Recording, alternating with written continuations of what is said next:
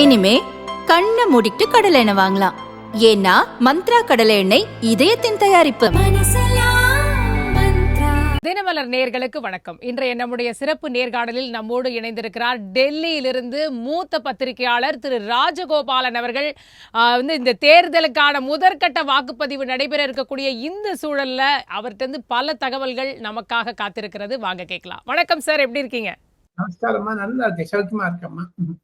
Sir, 102 தொகுதிகளில் நாளை வாக்குப்பதிவு. சொல்லுங்க, எப்படி பார்க்கறீங்க இந்த எலெக்ஷனை? இதுவரைக்கும் இந்த தேர்தலை நீங்க ஒட்டுமொத்தமா எப்படி பார்க்கறீங்க? எப்படி போயிட்டு இருக்கு இந்த பிரச்சாரம் ஆகட்டும், அங்கு நடக்கக்கூடிய விஷயங்கள், இதெல்லாம் நீங்க எப்படி அப்சர்வ் பண்றீங்க? 2019 2024 என்ன மாதிரியான மாற்றங்கள் இந்த விஷயங்கள்ல நடந்திருக்கிறதா நீங்க பார்க்கறீங்க? எப்படி பார்க்கறீங்க ஒட்டுமொத்த விஷயங்கள்?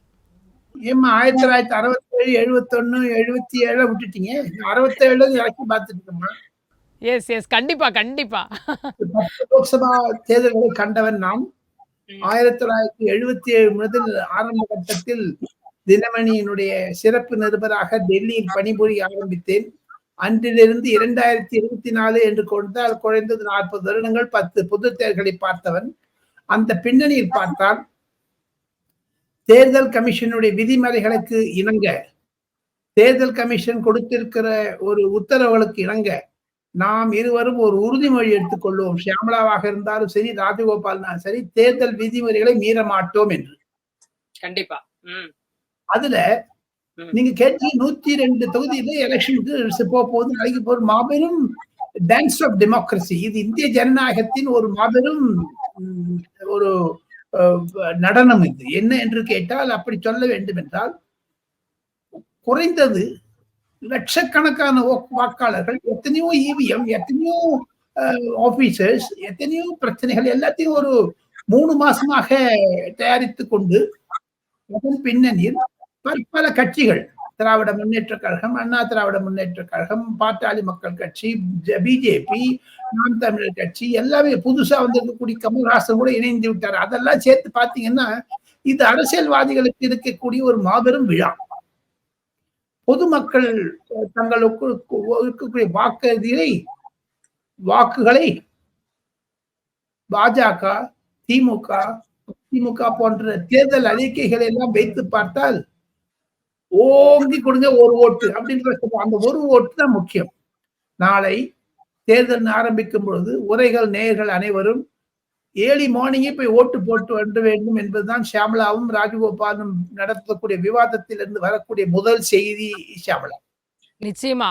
ஆனாலும் நம்ம தொடர்ந்து பார்க்கிறோம், இப்போ கடந்த தேர்தலில் கூட ஒரு 67% வாக்குப்பதிவு தான் ஒட்டுமொத்த இந்தியாவிலேயே நம்மளுக்கு வந்திருக்கிறத பார்க்கிறோம்.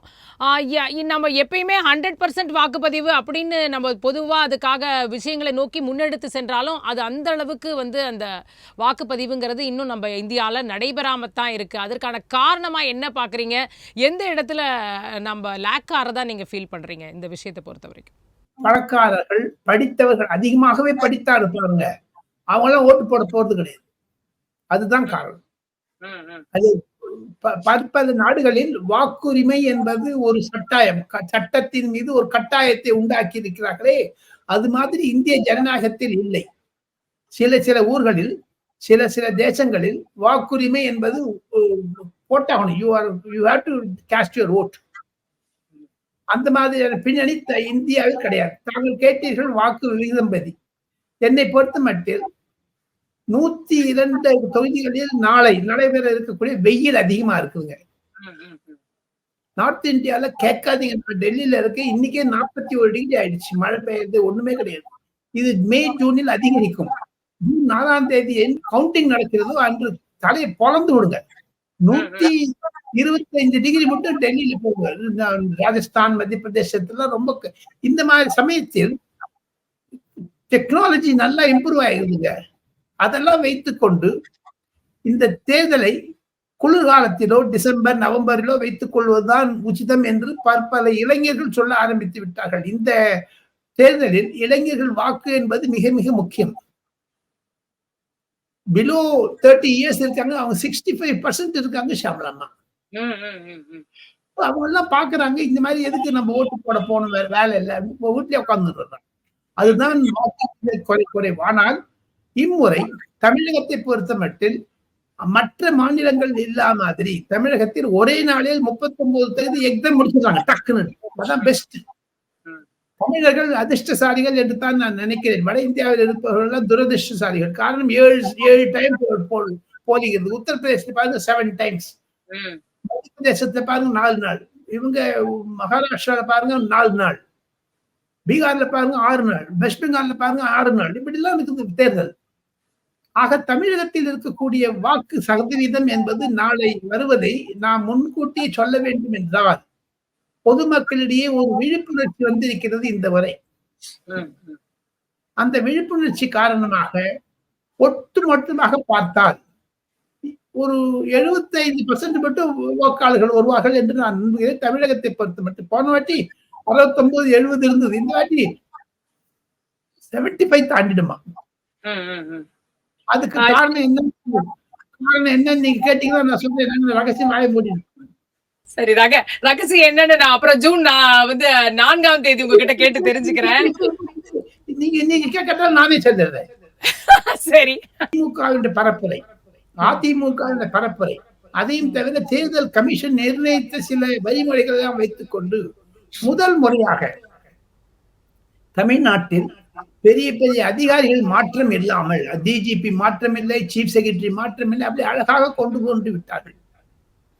ஒரு சில இடங்களில் பணங்கள் பட்டுவாடா நிறுத்தி இருக்கிறார்களே தவிர பணம் பட்டுவாடா பற்றி நாம் பேசுவதற்கு இல்லை. சில உதாரணத்திற்கு தாம்பரத்தில் பிடித்த 4 கோடி ரூபாய், பொள்ளாச்சியில் 32 கோடி ரூபாய், இதெல்லாம் தேர்தல் கமிஷனுக்கு நன்றி தெரிவிக்க வேண்டும். இன்கம் டாக்ஸ் டிபார்ட்மெண்ட்டுக்கு, என்போர்ஸ்மெண்ட் டைரக்டரேட்டுக்கு அவங்க எல்லாம் செஞ்சாங்க. இதனால பொதுமக்களிடையே ஒரு தாக்கம் வந்தாலும் ஓட்டு சதவீதம், வாக்கு சதவீதம் என்பது 75% முந்திவிடும் என்று நினைக்கிறேன். இந்த பணம் பத்தி பேசும்பொழுது கிட்டத்தட்ட நாடு முழுவதுமே ஒரு 4560 கோடி ரூபாய் மதிப்புள்ள பணம், லிக்கர், போதைப் பொருட்கள், பரிசு பொருட்கள்னு பறிமுதல் செய்கிறாங்க. இதில் வட இந்தியா தென்னிந்தியான்னு வித்தியாசமே இல்லையா? அது இல்லை, அதில் ஏதாவது வித்தியாசம் இருக்கா? இந்த பறிமுதலை பொறுத்த வரைக்கும் இந்த அளவு 74 வருட ஹிஸ்ட்ரியிலேயே இதுதான் முதல் தடவை இவ்வளவு இந்த அளவிற்கு மதிப்புள்ள பணம் பொருட்கள்லாம் பறிமுதல் செய்யப்பட்டிருக்குன்னு தேர்தல் ஆணைய தரப்பு சொல்லப்படுது. அது ஏப்ரல் 15 வரைக்கும். சோ இதுல நீங்க எப்படி பார்க்கறீங்க? இதுல தென்னிந்தியா வட இந்தியான்னு ஏதாவது வித்தியாசங்கள் இருக்கிறதா? இல்ல எல்லா இடத்துலயுமே இந்த பணபலம் அப்படிங்கிறது அதிக அளவுல இப்ப வர்ற காலங்கள்ல பிரயோகப்படுத்தப்படுகிறதா? இதை கட்டுப்படுத்த இன்னும் நம்ம என்ன செய்யணும்? இது குறித்து சொல்லுங்க. அதற்கு முதல் காரணம் பணப்பட்டுவாடா வாக்கு வீதம் படத்தில் வாங்குவது என்பது தமிழ்நாடு, ஆந்திரா, கர்நாடகா போன்ற மாநிலங்கள் தான். வட இந்தியாவில் அது மாதிரி கிடையவே கிடையாது. வட இந்தியாவில் எலெக்ஷனுக்கு அப்புறம் ஃப்ரீ பீஸ் கொடுப்பாங்க, சைக்கிள் தரேன்னு, மிக்சி தரேன்னு, அதெல்லாம் விஷயம் வேற. ஆனா தேர்தலுக்கு முன்பதாக பணப்பட்டுவாடா என்பது வட இந்தியாவில் இல்லவே இல்லை என்று நான் கூற முடியும். ஏன்னா நான் இங்க 40 வருஷமா இருக்கேன். அக்கம் பக்கத்தில் இருக்கவங்க விஷயம் வந்துருமே. தேர்தல் முடிந்த பிறகு ஏதாவது தருவாங்க, அது வேற விஷயம். டோக்கன் தருது, அதெல்லாம் என்டைஸ் பண்றதெல்லாம் இருக்கத்தான் இருக்கும். ஆனா தமிழகம் தான் முக்க ஒரு திருமங்கலம் ஃபார்முலான்னு நம்ம மூக்க அழகிரி கொண்டு வந்தார் பாருங்க ரொம்ப நாளைக்கு முன்னாடி. அதெல்லாம் இப்போ அதையெல்லாம் தேர்தல் கமிஷன் கண்டிப்பாக கட்டுப்படுத்த வேண்டும், கட்டுப்படுத்தி கொண்டு இருக்கிறார்கள். ஆனால் சில சமயத்தில் நாம் தேர்தல் கமிஷனை குற்றம் சாட்ட வேண்டும். அதைத்தான் ராஜீவ்குமார் தலைமை தேர்தல் அதிகாரி என்னிடம் சொன்னது என்ன என்று கேட்டால், எங்கெங்கு நாம் தவறு செய்கிறோமோ அங்கெல்லாம் சுட்டி காட்டுங்கள், அதை நிவர்த்தி செய்கிறோம் என்று என்னுடைய பேட்டியில் சொன்னார் அவர். அதை நான் திருப்பி சொல்வதை மகிழ்ச்சி அடைகிறேன். சோ ஆக மொத்தம் தேர்தல் கமிஷனும் இதில் கொஞ்சம் சீவிரமாக இருக்க வேண்டும். இன்கம் டாக்ஸ் ரெய்டு பண்ணிட்டு தேர்தல் கமிஷன் கொடுக்காததுக்கு தப்பு. அதையும் தவிர தேர்தல் கமிஷன் மூடி இருப்பது தவறு என்பதுதான் என்னுடைய தாம்பரம் விஷயத்தில் எலக்ஷன் கமிஷன் தான் இம்பார்ட்டன்டா கொண்டு இருக்கணுமே தவிர it is not the duty of Tamil Nadu police. அது ஒரு குறிப்பிட்ட கட்சி மீது ஒரு குறிப்பிட்ட கட்சி தோத்து போடணும், ஜெயிக்கணும், அந்த மாதிரி ஒரு சந்தேக பயத்தினால் செய்திருக்கிறார்களே தவிர நான் பெயர் குறிப்பிடாமல் சொல்லுகிறேன். தேர்தல் கமிஷன் கண்டிப்பாக தடுத்திருக்க வேண்டும். ஓவரால் பாத்தீங்கன்னா வச்சுக்கோமா, இந்தியா என்பது உலகத்திலே 2வது மாபெரும் ஜனநாயக நாடு. தேர்தல் என்பது அழகாக நடந்து கொண்டு வருகிறது. எலக்ட்ரானிக் ஓட்டிங் மிஷினை பற்றி சுப்ரீம் கோர்ட்டில் பற்பல கேஸ்கள் நிலவில் இருந்தாலும் அதுல என்ன, அதுல இருந்து துண்டு சீட்டு வருது, அதை எடுத்துக்கணும், அது 6 மணி நேரத்தை ஒழிஞ்சு விடும், 5 மணி நேரத்தை அப்படிலாம் எதிர்கட்சி சொல்வது சில நியாயங்கள் இருக்கக்கூடும். ஆனால் சுப்ரீம் கோர்ட் நேற்று சொல்லிவிட்டார்கள், மீண்டும் வாக்கு எண்ணிக்கை என்பது தவறு, வாக்கு சீட்டு கொடுப்பது என்பது தவறு. ஏன்னா டெக்னாலஜி அவ்வளவு இம்ப்ரூவ் ஆயிடுச்சு இந்தியாவில். நான் இன்னொன்னு சொல்ல முடியுகிறேன். ஷியாமலா மூலமாக உரைகள் ஒரு சிறப்பு செய்தி என்ன என்று கேட்டால், வரக்கூடிய நாட்களில் பாரத் எர்த் மூவர்ஸ் அப்புறம் சில எலக்ட்ரானிக் கம்பெனிஸ் எல்லாம் சேர்ந்து தேர்தல் கமிஷனிடம் சில யோசனைகளை சொல்லி இருக்கிறார்கள். அது 2029 பதித்தாலும் பதித்து விடலாம். அது என்ன என்று கேட்டால், பைலட் ப்ராஜெக்ட் சில இடத்துல நடந்துட்டு இருக்குதுங்க. இந்தியாவில் இருக்கக்கூடிய அனைத்து வாக்காளர்கள் கையிலும் மொபைல் போன் இருக்கிறது. ஆமா, இந்த உரைகள் விவாதம் மூலமாக தமிழ் நேயர்களுக்கு, தினமலர் நேயர்களுக்கு சொல்லிக் கொள்வது என்ன என்று கேட்டால், இந்த மொபைல் போன் இருக்கு, இதுல உங்களுடைய ஆதார் கார்டு இணைக்கணும், உங்களுடைய பேன் கார்டை இணைச்சுடணும். எலெக்ஷன் கமிஷன் வந்து ஒரு சின்ன அப்ளிகேஷன் ஒன்று கொடுப்பாங்க. அந்த அப்ளிகேஷன் நீங்க டவுன்லோட் பண்ணிட்டீங்கன்னா உங்க பேன் கார்டு, உங்களுடைய மொபைல் இது ஆதார் கார்டு, உங்க மொபைல் 3 ரெஜிஸ்டர் பண்ணிட்டீங்கன்னா உங்களுக்கு ஒரு ஓடிபி வரும். அந்த ஓடிபி மூலமாக கண்டிப்பாக தாங்கள் வாக்கு செய்யலாம். நீங்க வெயிலும் கிடையாது, மழையும் கிடையாது, எனிதிங் கேன் ஹேப்பன். அதுதான் ஒன் நேஷன் ஒன் போல் மூலமாக 2029 பிரதமர் நரேந்திர மோடியுடைய ஒரு யோசனையின் பெயரிலும் சரி, அது மாதிரியான அரசாங்கம் முன்னு செய்கிறது. தேர்தல் கமிஷனும் அதற்கு அங்கீகாரம் கொடுத்து விட்டது. சில கம்பெனிகள், அரசாங்க கம்பெனிகள், பிவிஎம் செய்யக்கூடிய கம்பெனிகள் இது பற்றியும் ஆலோசிக்கிறார்கள். Research and development companies, they concentrate more on such type of innovative technologies. அது செய்வது கடினம் என்றாலும் அதுக்கு திருப்பியும் எதிர்கட்சிகள் கூச்சப்படுவாங்க, கத்துவாங்க. பட் இருந்தாலும் இந்தியாவிற்கு ஒரு முன்னேற்றம் வேண்டும். எங்க ஒன்னே ஒண்ணு சொல்றேன், இன்னைக்கு பேங்க்ல கும்பல் இருக்குதா ஷியாமலா? ட்ரெயின் புக் பண்ண போறோம். நான் சென்னையிலயோ டெல்லியிலயோ அந்த ரயில்வே ஸ்டேஷன் முன்னாடி எல்லாம் பயங்கரமா இருக்கும், இப்பெல்லாம் அந்த அளவுக்கு கும்பல் இல்ல. சினிமா தியேட்டர்ல இன்னைக்கு இது பட்டுருங்க. சினிமா தியேட்டர் உங்க ஆப் போட்டுட்டு உங்க சினிமா படம் பார்க்க முடியும், மொபைல் காமிச்சு உள்ள விட்டுறாங்க, ஒரு QR கோட் வந்துடும். இவ்வளவு தூரம் டெக்னாலஜி வந்து இப்ப பாருங்க, ஒரு ரங்கநாதன் கோயில் சென்னையிலோ அல்லது கோயம்புத்தூரிலோ திருநெல்வேலியிலோ யாரா இருந்தாலும் சரி, ஒரு காய்கறி கடைக்கார வீட்டுல கூட பேடிஎம் வச்சிருக்காங்க. நீங்க என்ன 39 ரூபாய் 70 பைசா கொடுத்துட்டு போயிட்டே இருக்கலாம், பணச்செலவு கிடையாது.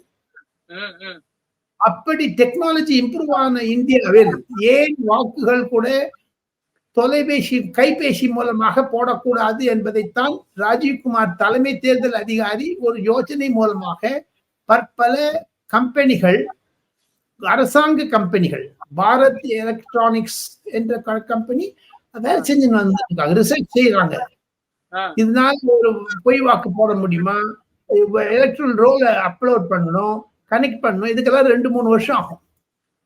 இது அடுத்த பொது தேர்தலில் ஒரு நூதனமான ஒரு முயற்சி தேர்தல் ஆணையம் செய்ய இருக்கிறது என்பதுதான் மகிழ்ச்சிக்குரியான செய்தி. சரி, அதே நேரத்துல நேற்றைக்கு வந்து பாத்தீங்கன்னா ராமநவமியில ராமர் கோவில்ல தனியா போறீங்க, இப்ப தேர்தல்ல இருந்து வேற ட்ராக் போறீங்க. ஆமா ஆமா, அது கூட எவனா திட்டுவாங்க நம்மள, ராமர் பத்தி பேசினா அது பிஜேபி காங்கிரஸ், அது இருந்தாலும் பேசலாம். நம்ம அதுல இருந்து அது ரொம்ப பல ஆண்டுகளுக்கு பிறகு அப்படின்னு ராமருடைய வந்து நெற்றியில் அந்த சூரிய திலகம் அப்படின்ற அந்த விஷயம் நேற்றைக்கு எல்லாருமே ஒரு இதா பார்த்த ஒரு விஷயமா தான், பிரமிப்போட நிறைய மக்கள் பார்த்தது, பக்தியோட பார்த்த அந்த விஷயங்கள் அதெல்லாம் கூட நிஜமாவே அவரு பிரதமர் அதை பார்க்கும்போது அதுவுமே நீங்க சொன்ன மாதிரி எலெக்ஷன் விமர்சனமாக மாறிடுச்சு அப்படின்னு தான் சொல்லணும்.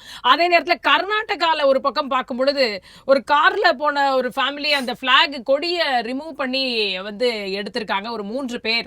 அதாவது சொல்லக்கூடாது ஜெய் ஸ்ரீராம் அப்படின்னு சொல்லிட்டு 3 பேர் எடுத்திருக்காங்க. இந்த மாதிரி 2 நிகழ்வுகள் சைமல்டேனியஸா, ஒரு பக்கம் இப்படி இருக்கு, ஒரு பக்கம் இப்படி இருக்கு. எப்படி நீங்க பாக்குறீங்க இந்த விஷயங்களை?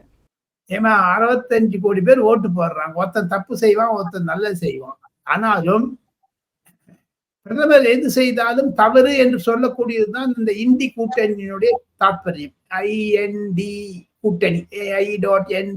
அந்த இந்தியாவை காப்போம் என்று சில கட்சிகள் சொன்னாலும் அந்த இந்தி கூட்டணியை காப்பாற்ற முடியாமல் இருக்கிறது. நிதிஷ்குமார் ஒரு பக்கம் போயிட்டாரு, அரவிந்த் கெஜ்ரிவால் ஜெயில இருக்காரு. அந்த இந்தி கூட்டணி என்பது இல்லை என்றாலும், இது ஒரு அரசியல் சூழ்நிலை இல்லை என்றாலும், ராமர் மீது, அயோத்தியாவில் இருக்கக்கூடிய ராமர் மீது அந்த நெற்றியில் அவருடைய சூரிய திலக்கு என்பது வந்தது பல நூற்றாண்டுகளுக்கு பிறகு வருமாம்.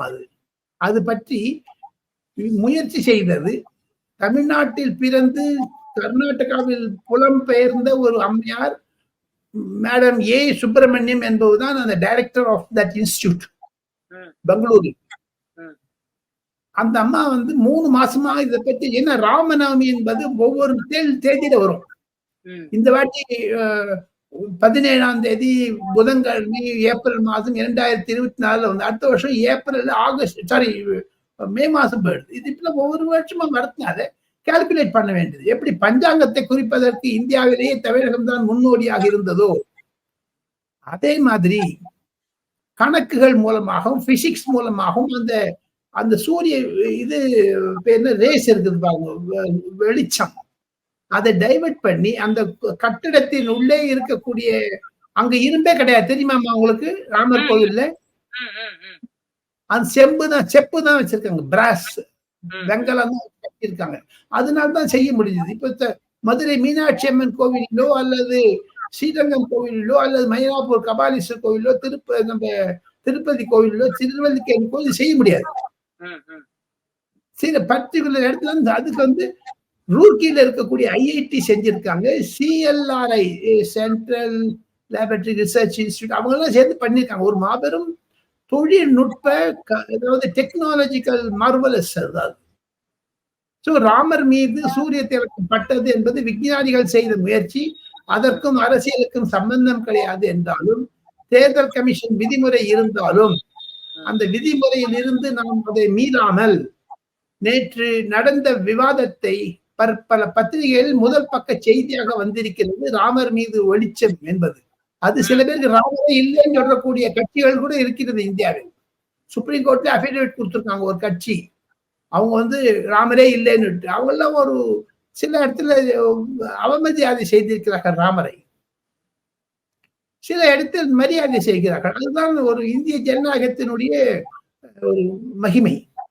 சரி, அப்படியே நம்ம ராமநவமின்னு சொன்ன அப்படி வட இந்தியா பக்கம் அப்படியே போனோம்னா அந்த ஷிஃப்ட் எப்படி இருக்கு இப்போ வட இந்தியாவில் பொறுத்த வரைக்கும் எப்படி இருக்கு தேர்தல் ஏன்னா அடுத்த கட்ட தேர்தல் பிரச்சாரத்தை நோக்கி அவங்க போயிருப்பாங்க. 2வது கட்டம் 3வது கட்டம்னு அங்கே தான், ஏன்னா இங்கே தமிழ்நாடுங்கிறது 40 முடிஞ்சு போயிட போகுது, நாளையோட தேர்தல் அப்படிங்கிறது ப்ராசஸ். பேசிக்கொண்டிருக்கும் பொழுது அமித்ஷா அவர்கள் மத்திய உள்துறை அமைச்சர் காந்தி நகரில் தன்னுடைய வேட்புமனுவை தாக்கல் செய்ய இருக்கிறார். இது ஒரு ஜனநாயகத்தினுடைய மகிமை. அடுத்ததாக நாளை முதல் தமிழக அரசியல்வாதிகள் பற்பல ஊருக்கு வட இந்தியாவிற்கு வருவார்கள். ஈவன் மாண்புமிகு முதலமைச்சர், திராவிட முன்னேற்ற கழக தலைவர் ஒருவேளை டெல்லி, பாம்பே, லக்னோ, போபால் போன்ற இடங்களில் இந்தி கூட்டணிக்காக பிரச்சாரம் செய்தாலும் செய்யலாம் மற்ற 7 நாட்கள். ஆனால் அண்ணாமலை போன்றவர்கள் அதிமுக சட்டமன்ற போய் இப்ப டெல்லியில குறைந்தது பல லட்சக்கணக்கான தமிழர்கள் இருக்கிறார்கள். சில பேக்கெட், நான் இருக்கிற இடத்துல கூட ஒரு 70,000 பேர் இருப்பாங்க டெல்லியில. இந்த மாதிரி இடத்துக்கெல்லாம் தமிழக அரசியல்வாதிகள் அடுத்த வாரத்திலிருந்து வர ஆரம்பிக்கிறார்கள். எனக்கு ஒரு துண்டு பிரச்சனை கூட கிடைத்தது, ஒவ்வொரு தமிழ் அரசியல்வாதிகள் வருகிறார்கள் என்று. மிஸ்டர் எடப்பாடி பழனிசாமி வர இருக்கிறார். இப்ப பாருங்க, பூனா மகாராஷ்டிராவில் இருக்கக்கூடிய நகரம், அங்கு 3 லட்சம் தமிழர்கள் இருக்கிறார்கள். அவங்க எல்லாம் மராட்டி பேசுபவர்கள். லக்னோல ஒரு 50,000 பேர் இருக்காங்க. போபால்ல 20,000 பேர் இருக்காங்க. சோ இதெல்லாம் பாத்தீங்கன்னா தமிழ்நாட்டு தலைவர்கள் நாளை முதல் சுதந்திரமாக வட இந்தியாவில் பிரச்சாரம் செய்வார்கள். அண்ணாமலை கர்நாடகா போறாரு, டெல்லி வர போறாரு, பாம்பே போறாரு. அதே மாதிரி இனிமேல் நாள்ல அவங்களுக்கு எல்லாம் சில பேர் ஃபாரின் போவாங்க. சில பேர் ஏன்னா வெயில் தாங்க இத்தனை நாள் தொண்டை கட்டி வச்ச ஆமா, ஆமா. ரொம்ப ஒரு நிஜமாவே ஒரு அனல் அனல் பறக்கும் வந்து அனல்னா ரொம்ப அனலாகத்தான் இங்க இருந்தது. எல்லாருமே ரொம்ப கடினமாகத்தான் அந்த பிரச்சாரத்திற்கிடையே பிரதமர் 7 முறை 8 முறை வந்தார் என்று ஒரு குற்றச்சாட்டு கூட இருக்கிறது. நம்ம ஊர் பிரைம் மினிஸ்டர் தானம்மா அவரு. 87 முறை வந்திருக்கார் தமிழ்நாட்டுக்கு. அதெல்லாம் சொல்லல. இந்த 7 நாள் ஏன் வரீங்க? சில பேருக்கு பிடிக்கல. ஏன்னா அவர் வரதுனால அந்த கட்சிகளுக்கு லாபமோ நஷ்டமோ இருக்கக்கூடும் அல்லவா? இப்ப அதே மாரி இப்ப பிரதமர் இப்ப அடுத்த கட்ட அந்த பிரச்சார பயணங்கள்லாம் அதெல்லாம் ஏதாவது தெளிவு தெரிந்ததா? அடுத்த கட்டமாக அவருடைய இது?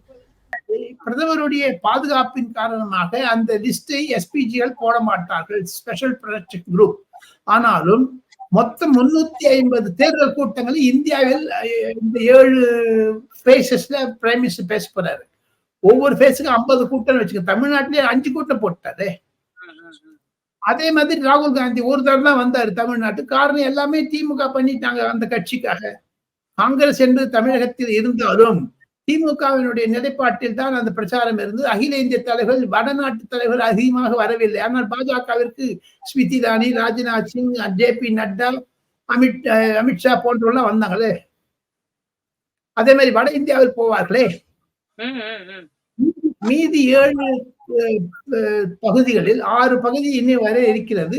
சிறப்பாக நடைபெற்றுவிடும்.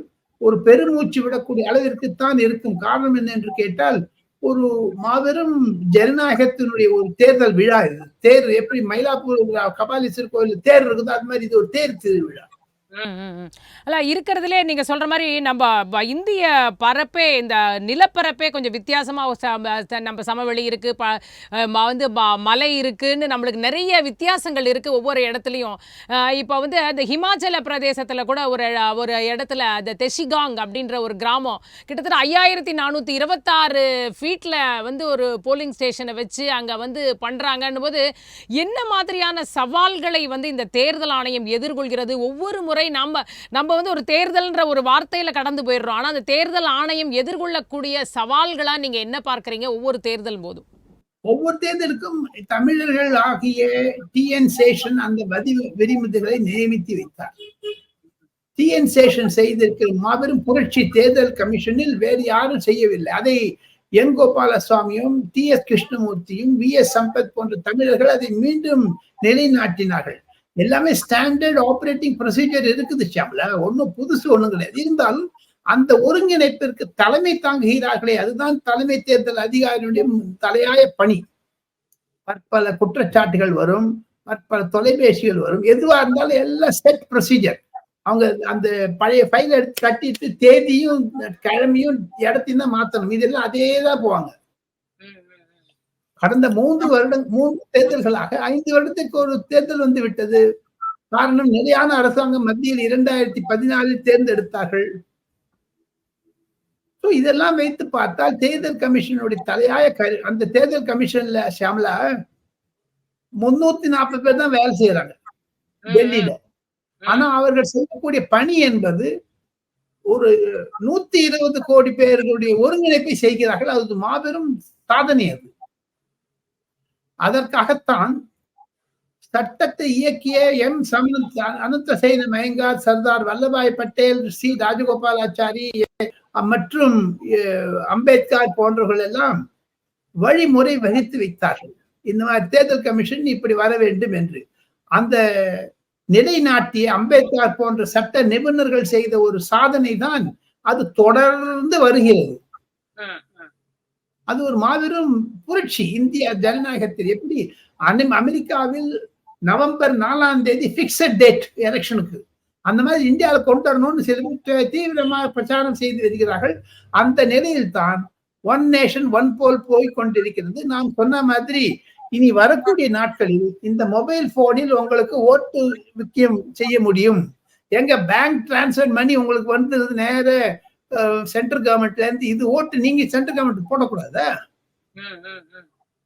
இதெல்லாம் விசாரணை செய்கிறார்கள். ரிசர்ச் அண்ட் டெவலப்மெண்ட் செய்வதுதான் இந்தியாவில் இருக்கக்கூடிய ஒரு மாபெரும் சாதனை. இப்போ இந்த ஓட்டு போட வேண்டாம் சார், நான் போட்டால் இது மாறப்போகுது, நான் ஏன் இன்னைக்கு போய் ஓட்டு போடணும் அப்படின்னு நீங்கள் சொன்னீங்கல்ல. படித்தவர்கள் தான் நிறைய பேர் இதை வந்து தவிர்க்கிறாங்க அப்படின்னு சொல்லிட்டு, நான் ஓட்டு போட்டால் என்ன மாறிட போகுது, நான் ஏன் போய் போடணும் அப்படின்னு நினைக்கிறவங்களுக்கு நீங்கள் சொல்லக்கூடிய விஷயம்தான் என்ன, என்னத்தினால அவங்க ஓட்டு போடணும் அப்படின்றத நீங்கள் எப்படி சொல்ல போறீங்க? ஓட்டு உரிமை, உங்களுடைய ஒரு ஓட்டுனால் அரசாங்கத்தை மாற்ற முடியும் என்ற ஒரு ஜனநாயகத்தினுடைய நாடகம் தான் அது தாற்பயம். அதை வீணடிக்காதீர்கள். சில ஏழை எளியவர்கள் பணம் வாங்கிறார்கள் என்று பணக்காரர் வீட்டிலே இருப்பதும் அதுவும் ஈக்குவலா, அதுவும் மிஸ்டேக், தப்பு தான் அது.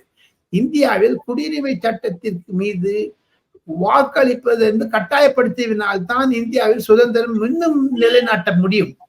காரணம் என்ன என்று கேட்டால், 67% ஓட்டு ஆச்சு சொல்றீங்க, போன வாட்டி 70% வச்சுக்க, மீதி 30% காரன் தூங்கினாங்களா வீட்டுல? அவர் லீவ் வருது, 3 நாளைக்கு லீவ் கொடுத்தா லீவ்ல போயிடுறாங்க எல்லாரும். ஆனா அந்த பண திமிங்கலம் இருக்கு பாருங்க, பண முதலாளிகள், அவங்களுக்கு எல்லாம் அலட்சியம். ஒரு ஓட்டு என்ன, அவங்க எங்க கிட்ட பணம் வாங்குற, எலக்ட்ரானிக் பாண்ட் வாங்குற, எலெக்ஷன் பாண்ட் வாங்குற, எங்கிட்ட இருந்து பிச்சை எடுக்கிறாங்கிற ஒரு மமதை பணக்காரர்களிடையே, அந்த மமதையை இறக்க வேண்டும் என்பதுதான் என்னுடைய ஒரு தரப்பு வாதம். அம்மா, இது எலெக்ஷன் இல்ல, நீங்க 100% வாக்குப்பதிவு வரணும்னு நம்ம எல்லாருமே நினைக்கிறோம். வந்துடுச்சுன்னு வச்சுக்கோங்களேன், அது என்ன மாற்றத்தை கொண்டு வரும்னு நீங்க நினைக்கிறீங்க இந்தியாவை பொறுத்த வரைக்கும்? இந்தியாவில் ஜனநாயகம் தடைத்தாகும், அதுக்கு நிலையான அரசாங்கம் வரும். 100% வாக்கு வந்து கம்ஃபர்டபுளா ஸ்டேபிள் கவர்மெண்ட் வருங்க. ஸ்டேபிள் கவர்மெண்ட் வந்தா இந்தியாவுக்கு பாதுகாப்பு, இந்திய பாதுகாப்பு மூலமாக பொருளாதார பாதுகாப்பு மூலம் இந்தியனுடைய எல்லை பாதுகாப்பு, சைனாவினுடைய ப்ராப்ளம்லாம் இருக்காது, பாகிஸ்தான் ப்ராப்ளம்லாம் இருக்காது. சோ இதுதான் இப்ப அமெரிக்காலேயே 100% வருது இல்லைங்களா சாமலா? எந்த ஊர்லயுமே வருது கிடையாது. சர்வாதிகார நாடுகள் இருக்கக்கூடிய அர்த்தம் வருது கிடையாது. இருந்தாலும் தேர்தல் என்பது ஒரு ஜனநாயகத்தினுடைய முக்கிய புள்ளி, திலக்கம். சூரிய திலக்கம் சொல்றது மாதிரி ராமர் மீது பட்டதே, அது இந்திய மேப்பின் மீது தேர்தல் என்ற சூரிய வெளிச்சம் படுவது மாபெரும் சாதனை. அது நிறைவா நீங்க இன்னும் ஏதாவது சொல்ல நினைக்கிறீங்களா? நான் நாளைய தேர்தலை எதிர்நோக்கி இருக்கும் தமிழகத்திற்கு, தமிழக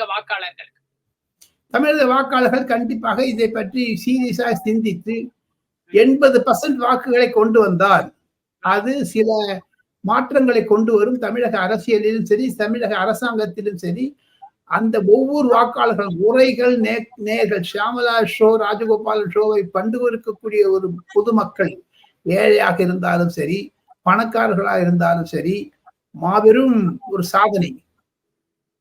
அதற்கு தங்களுடைய பங்கு வேண்டும் என்பதுதான் முக்கியம். எது இருப்பினும் கடைசியாக அரசியல் ரீதியாக வரக்கூடிய நாட்களில் ஏப்ரல் 19க்கு பிறகு ஜூன் 4ஆம் தேதிக்கு நடுவே தமிழகத்தில் மாபெரும் திருப்பங்கள் இருக்கும் என்று தான் அரசியல் ரீதியாக சில பேர் சொல்லுகிறார்கள். அதை நான் அடுத்த வீடியோவில் விளக்குகிறேன். தேவலாம் அடுத்த வீடியோல சொல்றேன் அப்படின்னு சொல்றீங்க. இந்த வீடியோ சொல்லிட்டு அந்த தேர்தல் கமிஷன் நாங்க கழுத்து பிடிச்சிடும், அப்படி இப்படி கழுத்து பிடிப்பாங்க. ஆனா அது மாபெரும் சாதனையாகத்தான் இருக்கும். சில குற்றங்கள் பொது மேடையில் பேசியது கூட, பெரியவர்கள் பேசியது கூட அமலாக்கம் நடைபெறும், என்போர்ஸ்மெண்ட் இருக்கும் என்பதுதான் என்னுடைய கருத்து. சரி, நிறைவா அதுக்கு நிறைவு கேள்வியா ஒரு கேள்வி வைக்கணும் விரும்புறேன். திடீர்னு அந்த ரஜபுத்திரர்கள்லாம் ஒரு எதிர்ப்பு தெரிவிக்கிறாங்களே, குஜராத், உத்தரப்பிரதேசம், ராஜஸ்தான்ல திடீர்னு ஒரு எதிர்ப்பு கிளம்புதே பிஜேபிக்கு, அது காரணம் என்ன? வட இந்தியாவில் இருக்கக்கூடிய அரசியல் தாக்கங்கள், அதை பற்றி பேச ஆரம்பித்தால் ஒரு சில இந்தியாவில் ஜாதி பிரச்சனையை ஊக்கி வருவது ஒரு சில கட்சிகள். இப்பொழுது குஜராத்தில் புருஷோத்தம் ரூபாலா என்ற அமித்ஷாவிற்கும் நரேந்திர மோடிக்கும் மிக நெருக்கியமான நண்பர் ராஜ்கோட் என்ற இடத்தில் இருந்து போட்டியிடுகிறார். அவர் சொன்ன ஒரு ஸ்டேட்மெண்ட் மீதுதான் ராஜஸ்தானிலும் உத்தரப்பிரதேசத்திலும் மாபெரும் கலவரம் நடக்கிறது. அதையெல்லாம் நேற்று முன்தினம் சமாளித்து விட்டார்கள். அதை பற்றி விவரமாக நாம் நாளை வீடியோவில் பேசலாம். காரணம் என்ன என்று கேட்டால், இந்த வீடியோவை பார்க்கக்கூடிய சாதகமாக பேசுபவர்கள், பாதகமாக பேசுபவர்கள் தேர்தல் கமிஷன் கம்ப்ளைண்ட் செய்ய முடியும். அதை நாம் தவிர்க்க வேண்டும். தமிழகத்தில் இருக்கக்கூடிய பிரச்சனையை நாம் குறித்து பார்த்தால், நாளை நடக்கக்கூடிய தேர்தல் என்பது 19ஆம் தேதி ஏப்ரல் மாதம் 2024ஆம் தேதி வருடம் வெள்ளிக்கிழமை தமிழக அரசியலில் மாபெரும் திருப்பத்தை கொண்டு வர இருக்கிறது என்பதுதான் என்னுடைய கடைசி கருத்து. ஷாம்லா. அதாவது நம்ம விரைவிலேயே வந்து தேர்தல் முடிஞ்ச உடனே இன்னும் நிறைய அடுத்த கட்ட தேர்தல்கள் குறித்து நிறைய நாளைக்கு விஷயங்களை ஏன் வெயிட் பண்ணணும்? நாளைக்கு நைட்ல உட்காந்துருவோமா? கண்டிப்பா கண்டிப்பா விஷயம் இருக்கு சொல்றதுக்கு, நிறைய விஷயம் இருக்கு சொல்றதுக்கு. இதெல்லாம் Right. வாயடிச்சு வச்சுக்கோங்க. ஆனா இந்த மாதிரி விஷயம் வந்ததுன்னு வச்சுங்க ஷாமலா, ஒண்ணே ஒண்ணு சொல்றேன், உங்களுக்கும் ஒரு எச்சரிக்கை. நீங்களும் என்கிட்ட கேள்வி கேட்கும்போது ஜாக்கிரதையா கேட்கணும். அந்த மாதிரியான ஒரு பரபரப்பு விஷயத்தை நான் வச்சிருக்கேன்.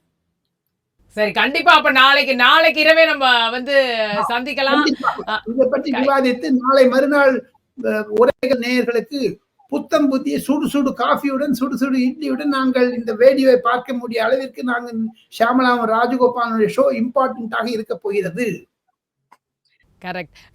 இப்ப வரைக்கும் நீங்க வந்து நேரத்தை ஒதுக்கி பல கருத்துக்கள், அதுவும் முக்கியமா ஏன் வாக்களிக்கணும், கண்டிப்பா வாக்களிங்க அப்படின்னு ஒரு முக்கிய ஒரு வேண்டுகோளை வந்து வந்து மூத்த பத்திரிகையாளராக இத்தனை கால வந்து தேர்தலை பார்த்த அனுபவம் உடையவராக வந்து விஷயங்களை சொல்லியிருக்கீங்க. நிச்சயமா இது வந்து நாளைக்கு களத்துல எதிரொலிக்கும் அப்படின்றதே நான் நம்புறேன். அதனால நன்றி, வணக்கம் உங்களுக்கு. மீண்டும் மற்றொரு நிகழ்ச்சியில் சந்திக்கும் வரை நன்றி கூறி விடைபெறுகிறேன். வணக்கம்.